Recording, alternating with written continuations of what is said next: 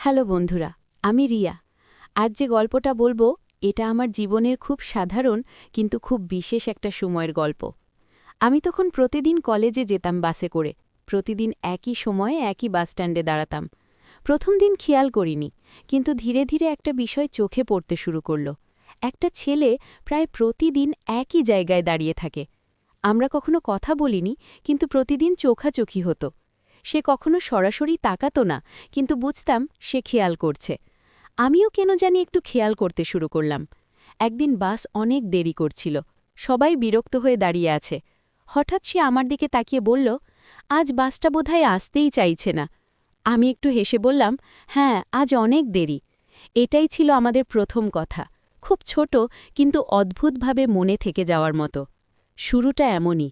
সেদিন বাসে উঠে জানালার পাশে বসে ভাবছিলাম, এটা কি শুধু একটা সাধারণ আলাপ, নাকি এটাই একটা নতুন গল্পের শুরু।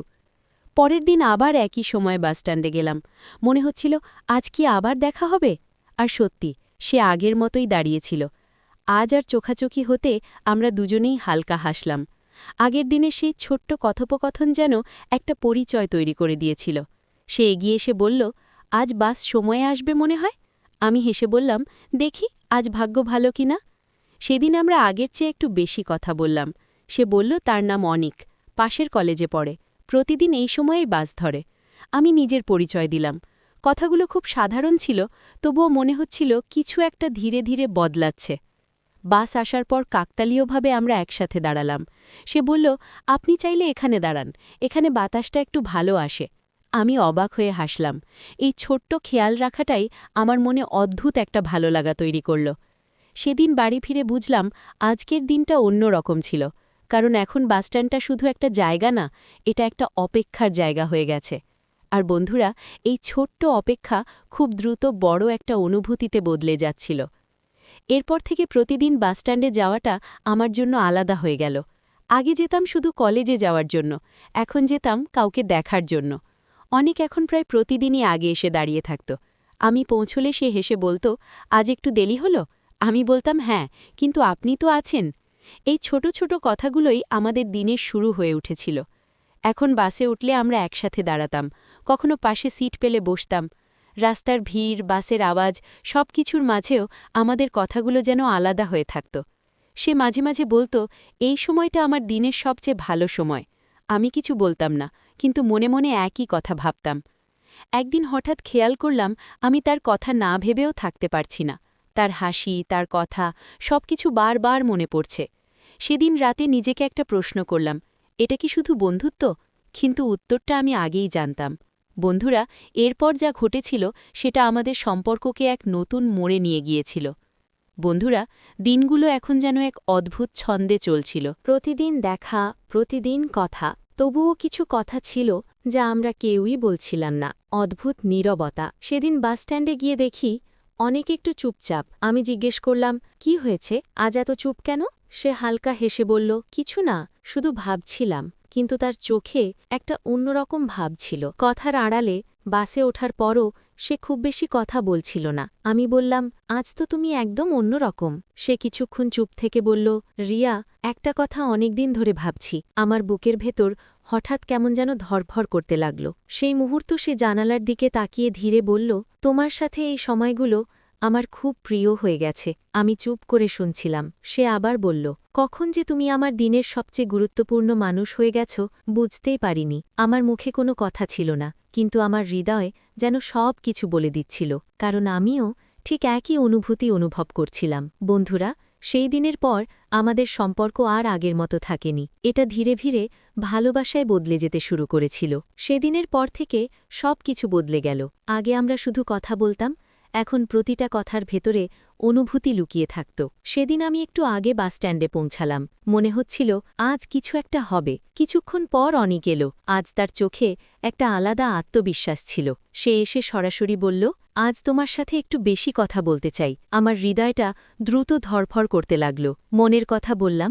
সে একটু থেমে বলল, রিয়া, আমি জানি না কিভাবে বলবো। আমি চুপ করে তাকিয়ে রইলাম। সে ধীরে বলল, তোমার সাথে প্রতিদিন দেখা না হলে এখন আমার দিনটা অসম্পূর্ণ লাগে। আমার চোখ নিচু হয়ে গেল। সে আবার বলল, আমি তোমাকে খুব পছন্দ করি, খুব।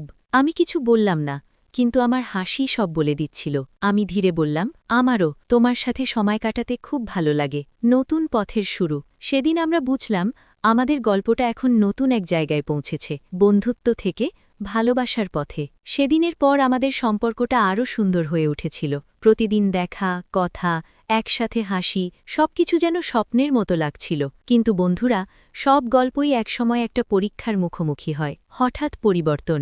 একদিন বাসস্ট্যান্ডে গিয়ে দেখি অনেক নেই। প্রথমে ভাবলাম হয়তো দেরি করছে, কিন্তু বাস চলে গেল, তবুও সে এলো না। আমার মনটা হঠাৎ অদ্ভুতভাবে খালি হয়ে গেল। অপেক্ষায় ছিলাম, পরের দিনও একই ঘটনা, সে নেই।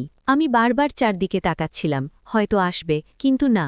এখন বাসস্ট্যান্ডটার আগের মতো লাগছিল না, সবকিছুই ফাঁকা ফাঁকা মনে হচ্ছিল। তৃতীয় দিন হঠাৎ সে এলো, কিন্তু আজ সে অন্যরকম, চুপচাপ, দূরে দূরে। আমি জিজ্ঞেস করলাম, তুমি কোথায় ছিলে? সে একটু এড়িয়ে বলল, কিছু কাজ ছিল। তার চোখে একটা চাপা দুঃখ দেখলাম। সেদিন বুঝলাম, ভালোবাসা শুধু সুখের না, এখানে দুঃখও আছে, অনিশ্চয়তাও আছে। আর আমার মনে হচ্ছিল আমাদের গল্পটা এখন একটা কঠিন মোড় নিতে চলেছে। বন্ধুরা, এরপর যে সত্যিটা আমি জানতে পারলাম, সেটা আমাদের সম্পর্ককে পুরো বদলে দিয়েছিল। বন্ধুরা, সেদিন অনিককে দেখে বুঝতে পারছিলাম কিছু একটা ঠিক নেই। তার চোখে সেই আগের হাসি নেই, কথাগুলোও কেমন যেন দূরে দূরে। আমি আর চুপ থাকতে পারলাম না। আমি বললাম, অনিক, কিছু তো হয়েছে, আমাকে বলছো না কেন? সে প্রথমে চুপ করে রইল, তারপর ধীরে বলল, রিয়া, হয়তো আমি কয়েকদিন পর আর এখানে থাকব না। আমার বুকের ভেতরটা কেঁপে উঠল। আমি অবাক হয়ে বললাম, মানে? সে বলল, বাবার ট্রান্সফার হয়েছে, আমাদের অন্য শহরে চলে যেতে হবে। সব কিছু যেন হঠাৎ থেমে গেল। যে বাসস্ট্যান্ডে আমাদের গল্প শুরু হয়েছিল, সেই জায়গাটা এখন হঠাৎ খুব অপরিচিত লাগছিল। ভাঙা অনুভূতি। আমি কিছু বলতে পারছিলাম না, শুধু মনে হচ্ছিল এই কয়েকদিনে এত কাছের হয়ে যাওয়া মানুষটা হঠাৎ করে দূরে চলে যাবে। সে বলল, আমি চাইনি তোমাকে বলি, কারণ জানতাম তুমি কষ্ট পাবে। আমি ধীরে বললাম, কষ্ট তো হবেই, কিন্তু তাই বলে কি আমরা থেমে যাব? সে আমার দিকে তাকিয়ে রইল।